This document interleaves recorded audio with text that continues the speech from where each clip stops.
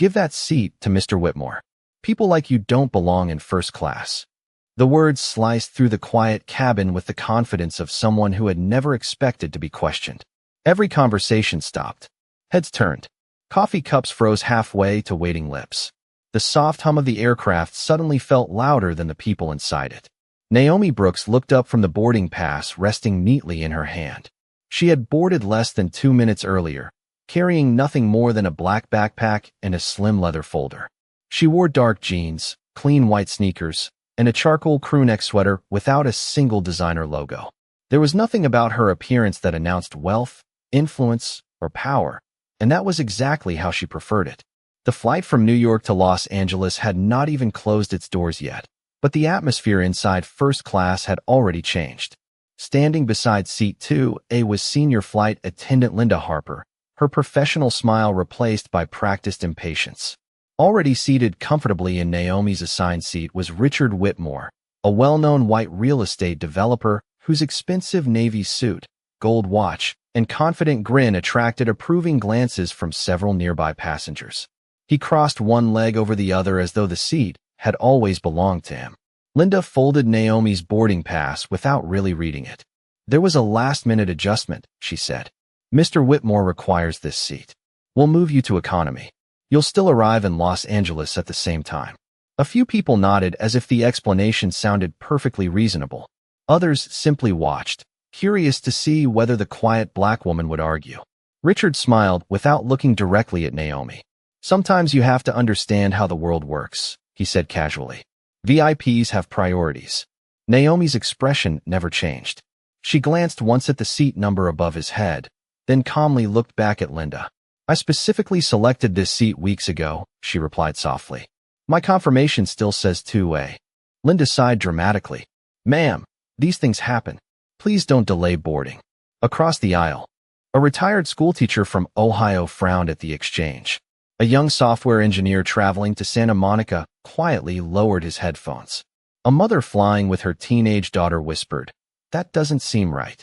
Still, no one spoke loudly enough to interrupt. The silence inside the cabin felt familiar to Naomi. She had seen this silence before. It lived in expensive hotels, private clubs, executive lounges, and conference centers where assumptions arrived before introductions. Years earlier, when she was just 24 and attending her first investment summit in Chicago, a receptionist had mistaken her for catering staff and handed her a tray instead of a conference badge. Naomi had smiled then too. She had returned home that weekend promising herself she would build something no assumption could ever erase. That promise eventually became one of America's fastest-growing infrastructure investment firms. But today, none of that mattered to the people surrounding her. They saw jeans. They saw simple sneakers. They saw a black woman traveling alone. And somehow, that became enough for them to decide exactly where she belonged. Linda extended her hand toward the aisle. "If you'll follow me, we'll get this resolved." Naomi remained still, one hand resting lightly on the back of the empty seat beside her. Around her, conversations slowly resumed, but every eye continued drifting back toward row 2. The aircraft suddenly felt much smaller than before, as though every inch of the cabin had become a stage where dignity itself was quietly being tested. Naomi slowly accepted the folded boarding pass from Linda without unfolding it. She did not argue. She did not sigh. She simply looked past the flight attendant toward the open aircraft door where passengers continued boarding, each one stepping into the cabin with the quiet confidence that their assigned seat would still be waiting for them. Somehow, only hers had disappeared. Richard Whitmore leaned back farther into seat 2A and crossed his arms. "I appreciate your cooperation," he said with a satisfied smile that suggested he had already won. Naomi met his eyes for only a second before calmly answering, "You are thanking me for something I have not agreed to." The sentence was neither loud nor emotional. It simply settled into the air like a fact that no one could ignore. Linda cleared her throat. "Ma'am, we are trying to avoid delaying departure. There are procedures for situations like this." Naomi nodded slightly. "Then let us follow those procedures." The answer caught Linda off guard. She had expected frustration, maybe even raised voices. Instead, she found herself speaking with someone who refused to match her growing impatience. A few rows behind them, A young trainee flight attendant named Emily Carter quietly watched the exchange while greeting boarding passengers. She remembered scanning Naomi's boarding pass less than 15 minutes earlier at the gate. Seat 2A. She was certain of it because the seat assignment had appeared with an executive notation that automatically highlighted premium travelers in the airline system.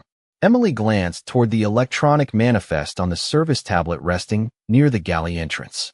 Something felt different, but she could not immediately explain why. Meanwhile, another passenger approached the front of the cabin, stopped beside the aisle, and quietly asked Linda, "Excuse me, is everything all right?" Linda smiled without looking away from Naomi. "Just a seating adjustment." The passenger nodded uncertainly before continuing toward row 4. The explanation sounded simple enough, yet the expressions inside first class told a different story. People were no longer pretending not to watch. Several exchanged silent looks that carried the same question. If this was a routine adjustment, why did it feel so uncomfortable? Richard decided to fill the silence himself. "Airlines make exceptions every day," he said confidently. "Business requires flexibility." Naomi answered without taking a single step backward. "Policies should be flexible. Principles should not." His smile faded just enough for Emily to notice. Linda reached toward the service tablet and tapped through the seating chart. Her forehead tightened. Row 2 displayed Richard Whitmore in seat 2A exactly as she expected. There was no indication that anyone else had ever been assigned there. She frowned for a brief moment before closing the screen. "The system reflects the current assignment," she said. Naomi finally unfolded her boarding pass and held it where Linda could clearly read it. Printed in bold letters were the words Seat 2A. Linda barely glanced at it before answering. Paper copies do not always reflect last-minute updates. Naomi gently lowered the document again. "Interesting," she replied. "Because my digital confirmation received less than 1 hour ago reflects the same seat." Emily's attention sharpened immediately. Less than 1 hour ago. That should have matched the live manifest. Quietly, without attracting attention, she stepped toward the galley terminal to verify what she remembered seeing earlier. Something inside her refused to let the question go. The cabin lights remained warm. Soft jazz still drifted through the speakers. Flight attendants continued helping passengers with luggage as though everything were perfectly normal. Yet beneath that polished routine, an invisible tension had settled over the front of the aircraft, and with every passing second, it became harder for anyone watching to believe this was simply about a seat. Emily Carter quietly signed into the galley terminal while pretending to organize beverage inventory. Her fingers moved carefully across the screen. Searching for the boarding log she distinctly remembered reviewing before passengers began arriving. The loading icon spun for only a second before the updated seating chart appeared. She stared at it without blinking. Richard Whitmore occupied seat 2A. Naomi Brooks did not appear anywhere in first class. Emily frowned. That was impossible. She had personally welcomed Naomi at the gate less than 20 minutes earlier. The scanner had flashed green. The confirmation had displayed seat 2A without hesitation. She even remembered smiling because Naomi had thanked her by name after reading the name tag on her uniform. Emily looked back toward the front of the cabin. Naomi remained exactly where she had been standing, calm and composed, one hand resting lightly against the overhead compartment while Linda Harper continued insisting the seating assignment had changed. The contrast unsettled her. Most passengers would have raised their voices by now. Naomi had not raised hers once. Richard Whitmore glanced around the cabin, clearly aware that people were watching. Rather than becoming uncomfortable, he appeared to enjoy the attention. "Some people refuse to accept simple facts," he said loudly enough for nearby rows to hear. "The airline has already solved the problem. All she has to do is cooperate." A businessman across the aisle shifted uneasily in his seat. "If she has the boarding pass," he said carefully, "should somebody not at least explain what happened?" Linda answered before Naomi could speak. "Sir, this is an operational matter. We appreciate your patience." The explanation satisfied no one. Another passenger, an elderly veteran traveling to visit his grandchildren in California, slowly folded his newspaper. "I have flown for 40 years, he said. "I have never seen someone's assigned seat given away without an explanation." The cabin grew noticeably quieter. Boarding continued, but fewer people focused on finding their own seats. Instead, they watched the conversation unfolding near row 2. Emily swallowed hard. Something inside her insisted this was more than a simple mistake. She opened the activity log attached to the seating manifest. Normally, she never checked it. There was no reason to. Today felt different. Her eyes widened as a single line appeared on the screen. Seat assignment modified. Timestamp: 8 minutes before boarding. Authorized by cabin operations supervisor. Emily froze. The supervisor responsible for boarding had not even arrived at the gate until 5 minutes before boarding began. She remembered because she had covered his position while he was delayed by another inbound flight. The timestamp made no sense. Before she could look further, Linda walked toward the galley. "Emily," she said quietly, "stop worrying about the manifest and prepare for departure." Emily looked up. "I think something is wrong with the seating record." Linda's expression hardened almost instantly. "The record is correct because the system says it is." "Correct." Emily hesitated. "But I scanned her ticket myself." Linda lowered her voice even further. "Then you remembered incorrectly." Emily knew she had not. Every detail remained vivid in her mind. Naomi had smiled politely. The scanner had turned green. Seat 2A had appeared on the display. There had been no confusion, no warning, no override request. Nothing. Back near the aisle, Richard adjusted his expensive jacket before speaking again. "You should be grateful they are still offering you another seat. Most airlines would have removed the reservation entirely." Naomi finally looked directly at him. Her eyes remained steady, almost thoughtful. "Respect is not something passengers should have to negotiate," she said quietly. "Neither is honesty." The words settled across the cabin with surprising weight. Even those pretending not to listen heard every syllable. Emily looked once more at the glowing screen in front of her, then back at Naomi. For the first time since boarding began, she realized she was not watching an argument over a seat. She was watching someone quietly refuse to surrender the truth while everyone else decided whether they had the courage to face it. Emily kept her eyes on the terminal long after Linda Harper walked away. The boarding activity log remained open, and the single entry continued pulling at her attention. She refreshed the page once. Then again. The timestamp did not change. 8 minutes before boarding. Authorized by cabin operations supervisor. It was impossible. She knew exactly where the supervisor had been at that moment because she had covered the boarding scanner herself until he arrived. Emily quietly opened another internal screen that listed gate scan history. Passenger after passenger appeared exactly as expected. Then she found Naomi Brooks. Boarding status: confirmed. Cabin: first class. Seat: 2A. Emily felt her heartbeat quicken. She checked the screen again to make sure she had not imagined it. The original boarding record was still there. Only the live seating chart had changed. Someone had altered the assignment after Naomi had already been cleared to board. She looked toward the front of the cabin where Naomi remained remarkably composed. The aircraft door was still open, but boarding had nearly finished. Flight attendants hurried through routine departure preparations while pretending nothing unusual was happening. Yet everyone in the front rows continued watching. Richard Whitmore adjusted his cufflinks with the confidence of someone who believed authority naturally belonged to him. "This should have been over by now," he said with a quiet laugh. "Some people just refuse to recognize when they are out of their league." Naomi answered with the same measured voice she had used from the beginning. "Character is revealed most clearly when someone believes they will never be questioned." Richard's smile tightened, but he offered no response. Across the aisle, the retired schoolteacher finally stood. "Young lady," she said to Linda, "if that boarding pass says seat 2A and your own employee scanned it, why is no one explaining what changed?" Linda forced another polite smile, although the strain was beginning to show. "Ma'am, airline procedures require us to follow the current system assignment." "That is not what she asked," the schoolteacher replied calmly. A few passengers nodded in agreement. Emily realized the room was beginning to shift. People were no longer simply observing. They were thinking. They were comparing what they had witnessed with the explanation they were being given, and the two no longer matched. Gathering her courage, Emily stepped out of the galley and approached Linda quietly. "I need to tell you something." Linda barely turned her head. "Not now." Emily lowered her voice even further. "The original boarding record still shows Ms. Brooks in seat 2A. I found it in the scan history." Linda's eyes narrowed for just a fraction of a second before returning to their practiced calm. "Close the screen." Emily blinked. "But it proves she was assigned that seat." "I said close the screen." Emily hesitated.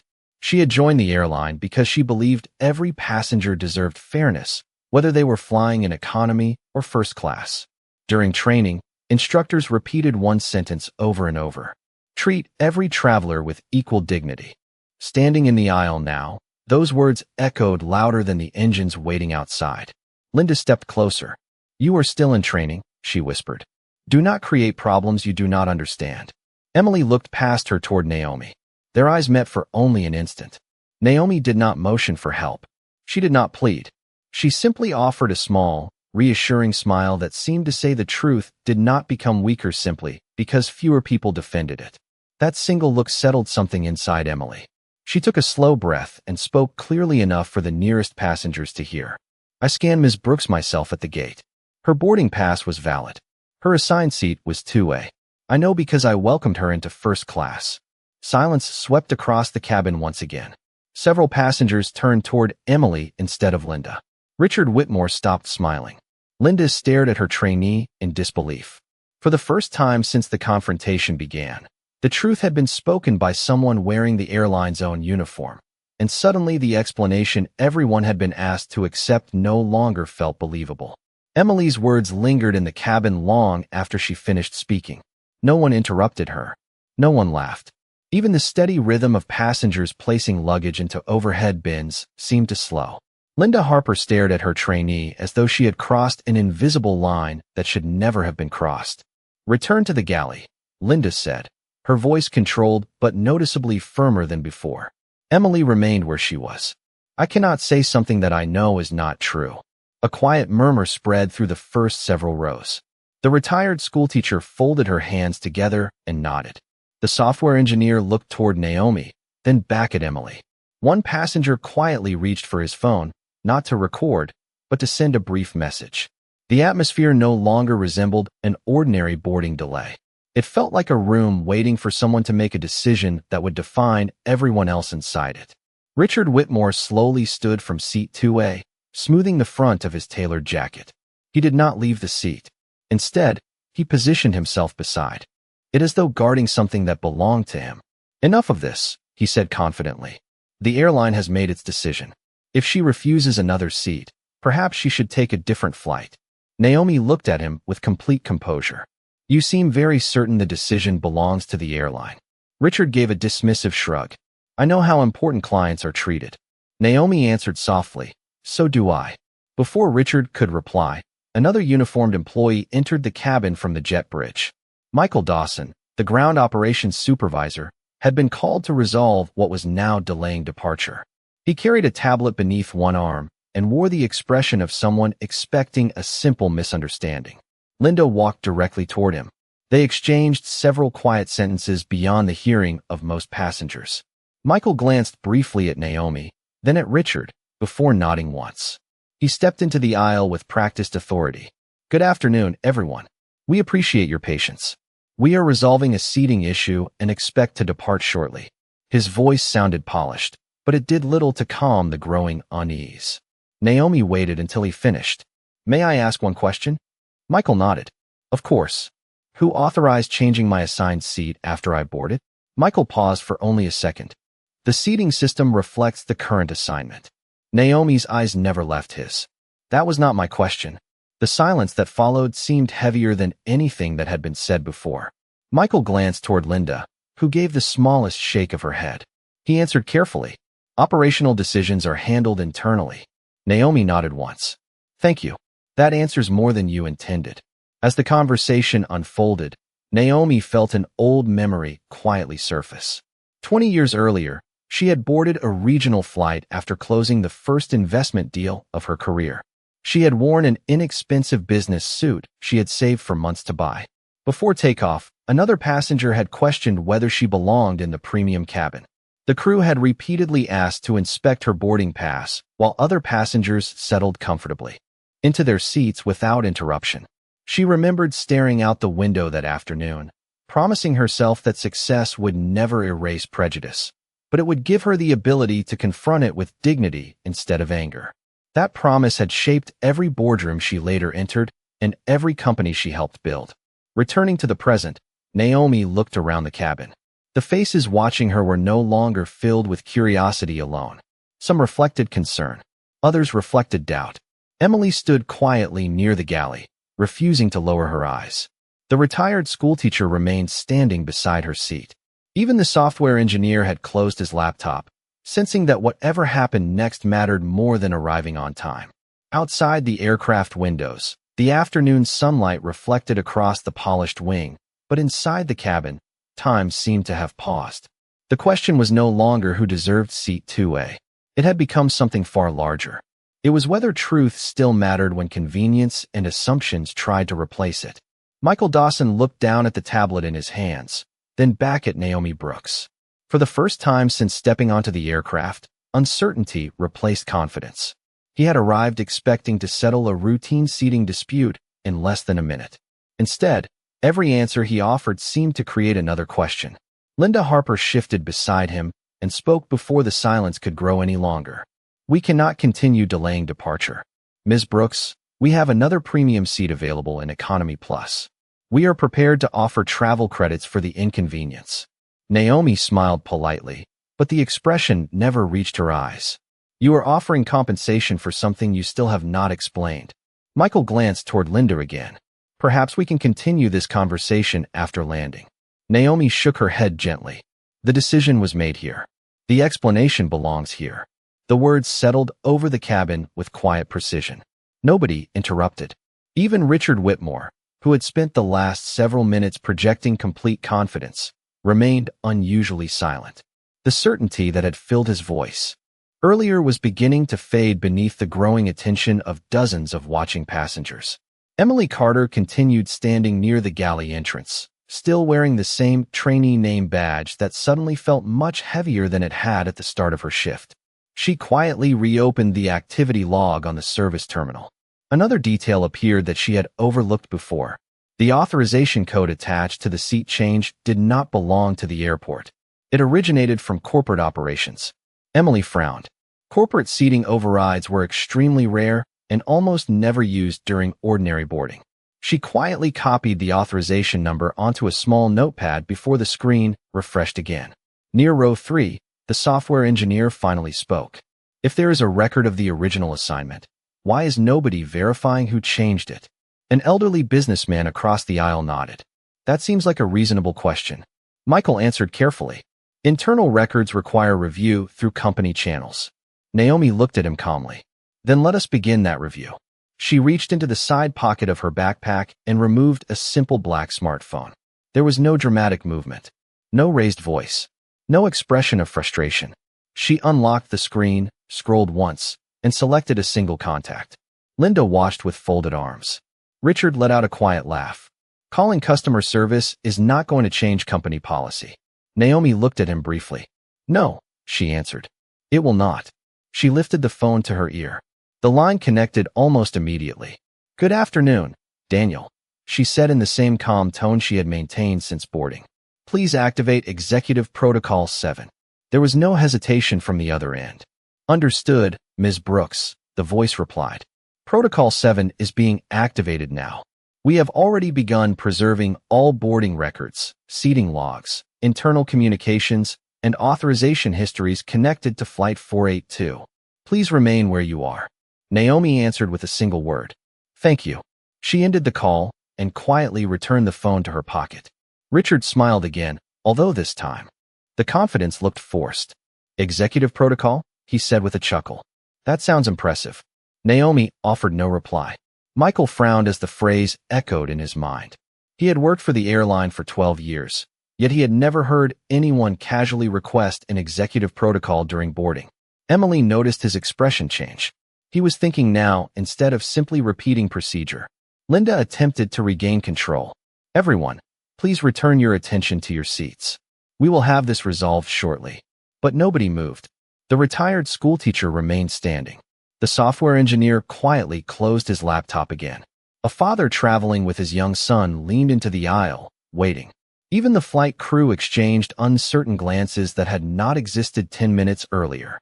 Outside, the gate agent looked through the aircraft door, wondering why boarding had not yet finished. Inside, the polished calm of the cabin had begun to crack. Naomi did not explain the phone call. She did not reveal who Daniel was. She simply waited with the quiet confidence of someone who already knew the truth never needed to rush because eventually everyone else would arrive where it had been waiting all along. No one spoke for nearly 10 seconds after Naomi Brooks ended the call. The silence carried more weight than any argument that had filled the cabin before it. Michael Dawson glanced down at his tablet again, almost expecting something to change simply because of the words he had overheard. At first, nothing happened. Then the device vibrated once. His expression shifted. A notification appeared across the top of the screen marked Corporate Operations Priority. He tapped it open. His eyes moved slowly across the message, then widened ever so slightly. Before he could finish reading, Linda Harper's company phone rang. She frowned and answered immediately. "This is Linda Harper." Her professional tone lasted only a few seconds. "Yes, I understand. She is still here." Linda's confident posture weakened as she listened. "You want me to do what?" She looked toward Naomi for the first time without certainty. "Yes, I will comply." The call ended. "Richard." Whitmore frowned. "What is going on?" Linda did not answer him. Instead, she turned toward Michael. "Corporate wants the boarding process paused until further notice." A ripple of confusion spread through the cabin. Michael looked back at his own screen. Another notification had already arrived. "Preserve all electronic records. Do not modify passenger assignments. Await executive authorization." He read the message twice before quietly locking the tablet.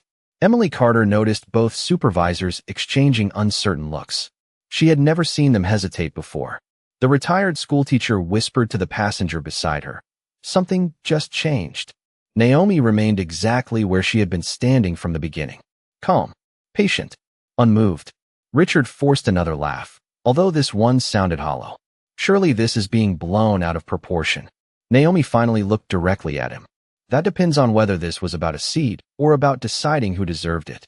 Richard opened his mouth, but found no answer waiting. The aircraft speakers suddenly produced a soft tone. Every flight attendant instinctively looked toward the front of the cabin. A gate operations agent appeared at the aircraft door carrying a headset and walked directly to Michael. Without saying a word, she handed him another secure company phone. "Corporate Executive Office," she whispered. "They requested you personally." Michael accepted the phone with visible hesitation.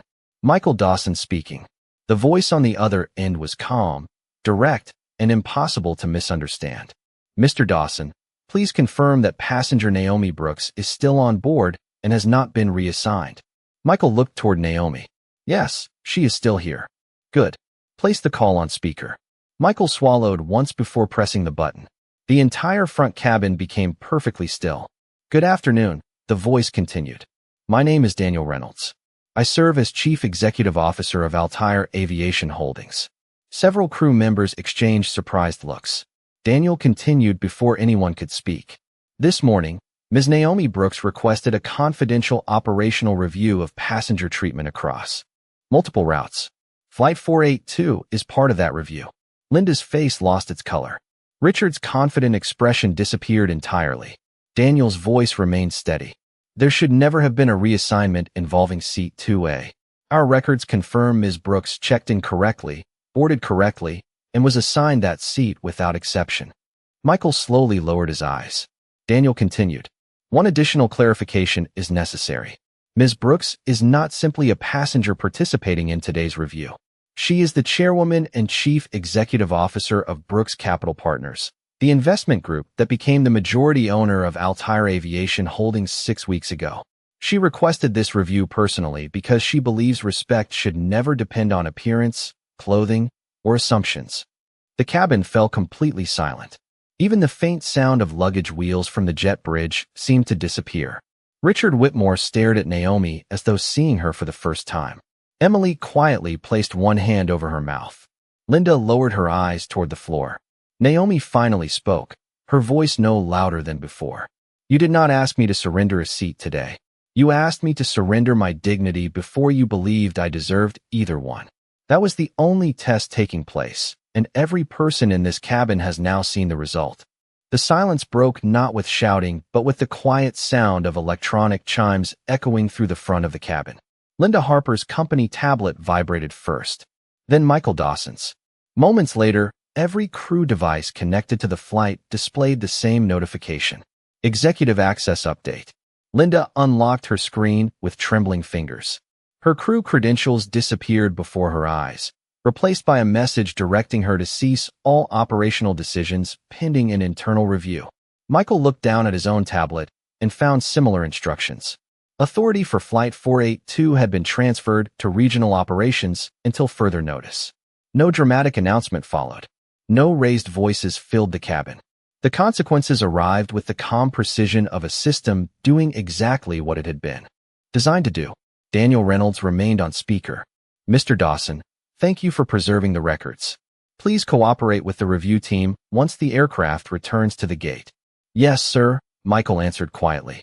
Ms. Harper, your participation in today's events has been documented along with all electronic records and witness statements. Human Resources and the Ethics Review Board will contact you before your next scheduled assignment. Linda closed her eyes for a brief moment before responding. I understand. Daniel continued. One additional instruction. Emily Carter is to assume responsibility for completing the passenger welcome under supervision from regional operations. Her actions today reflected the standards this company expects from every employee. Emily looked around in disbelief. Me? She whispered. Michael nodded slowly. Those are the instructions. Emily took a careful breath, straightened her uniform, and stepped forward. The uncertainty she had carried only minutes earlier gave way to quiet confidence. She walked toward Naomi and stopped beside seat 2A. Ms. Brooks, she said respectfully. On behalf of the airline, I sincerely apologize for what happened today. Your assigned seat is ready whenever you choose to take it. Naomi smiled warmly. Thank you, Emily. You protected the truth before you knew who I was. That takes courage. Emily lowered her head slightly, deeply moved by the words. Richard Whitmore remained standing beside the seat that had never belonged to him. For the first time since boarding began, he seemed unsure where to look. He cleared his throat before speaking. Ms. Brooks, I may have made assumptions. Naomi met his eyes without anger. You did more than make assumptions. You benefited from them. Richard nodded slowly. You are right. Without another word, he stepped into the aisle and moved toward the cabin crew. No one instructed him to leave the seat. He simply understood that it had never been his. The retired schoolteacher smiled quietly as Naomi placed her backpack into the overhead compartment. The software engineer gave a small nod of respect. The father traveling with his son leaned over and whispered, Remember this moment. Always treat people fairly before you know anything about them. The young boy nodded with surprising seriousness. Around the cabin, conversations resumed, but they sounded different now. The tension had disappeared, replaced by thoughtful reflection. No one applauded immediately. The lesson felt too important to interrupt with noise. Naomi settled comfortably into seat 2A and fastened her seat belt exactly as she had intended when she first boarded the aircraft. Emily completed the remaining passenger checks with steady hands and a renewed sense of purpose. Michael quietly assisted regional operations, answering every question honestly. Linda remained near the front of the cabin, reflecting on how quickly confidence built on assumptions could disappear when confronted by facts. Outside, the gate crew finalized departure preparations once again. Inside, the aircraft no longer felt divided by status or appearances. It felt united by a truth that had revealed itself one calm decision at a time. Justice had not arrived through humiliation or revenge. It had arrived through accountability, and everyone on board had witnessed exactly what that looked like. The aircraft door finally closed with a quiet click that sounded strangely different from every other departure that afternoon. It no longer marked the beginning of an ordinary flight. It marked the end of a lesson that every person in the cabin would remember long after they landed in Los Angeles. Emily Carter completed her final cabin check with calm professionalism. As she reached row 2, she paused for a brief moment. Thank you, Ms. Brooks, she said sincerely. Not because of your position, but because today reminded me why integrity matters. Naomi smiled. Never wait until you know someone's title before deciding how much respect they deserve. If fairness depends on status, then it was never fairness to begin with. Emily nodded quietly before continuing down the aisle. The captain's voice came over the speakers, welcoming everyone aboard and apologizing for the unexpected delay. There was no mention of the investigation. No explanation about executive reviews or corporate ownership. The passengers did not need one. They had witnessed the truth themselves. As the aircraft slowly pushed back from the gate, sunlight reflected across the runway, filling the cabin with a warm golden glow. Richard Whitmore remained unusually quiet throughout the taxi. Several times he looked toward Naomi as though considering another apology, but each time he decided against speaking. Some lessons became more meaningful when silence was allowed to finish the conversation. The retired schoolteacher opened her notebook and wrote a single sentence before closing it again. Across the aisle, the software engineer reopened his laptop, but instead of returning to work, he stared out the window for several moments, reflecting on everything that had happened. The father traveling with his son leaned closer and spoke softly. "Remember what you saw today. Real character is revealed by how people treat someone before they know who that person is." His son nodded thoughtfully, watching Naomi quietly read a report as though the entire ordeal had already become part of yesterday. She did not celebrate. She did not seek attention. She did not ask anyone to recognize her accomplishments. She simply returned to the work she had planned to finish during the flight, proving once again that genuine confidence never depended on public applause. Nearly an hour after takeoff, Daniel Reynolds sent one final message to Naomi. The internal review had officially begun. Every boarding record, communication log, witness statement, and authorization history connected to the incident had been preserved. Naomi read the message, smiled faintly, and placed the phone back into her bag. Justice did not require spectacle. It required honesty, accountability, and the willingness to confront uncomfortable truths. Before landing, Emily stopped beside row 2 one last time. "I hope I have the opportunity to work with this company for many years," she admitted. Naomi looked up from her folder. "Then protect people before you protect appearances. Companies become stronger when employees are brave enough to tell the truth, especially when it is difficult." Emily thanked her once more and continued preparing the cabin for arrival.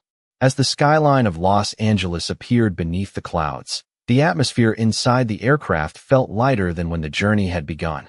No one remembered the delay anymore. They remembered the dignity with which one woman refused to surrender what was rightfully hers. They remembered the young employee who chose honesty over convenience. They remembered that assumptions could move a passenger out of a seat, but they could never define a person's worth. When the aircraft reached the gate and passengers gathered their belongings, several quietly wished Naomi a pleasant afternoon. She thanked each of them with the same warmth she had shown from the beginning. Before stepping into the jet bridge, she turned once toward the cabin that had tested everyone inside it and said, "I did not raise my voice today. I raised the standard. Every person who walks onto an airplane deserves to be welcomed with dignity first and judged by facts only if questions ever arise. Respect should never be a privilege reserved for those who look the way others expect success to look." Then she walked into the terminal with the same calm stride she had carried from the very beginning, leaving behind an empty seat that had become something far greater than a place on an airplane. It had become a reminder that true leadership is measured not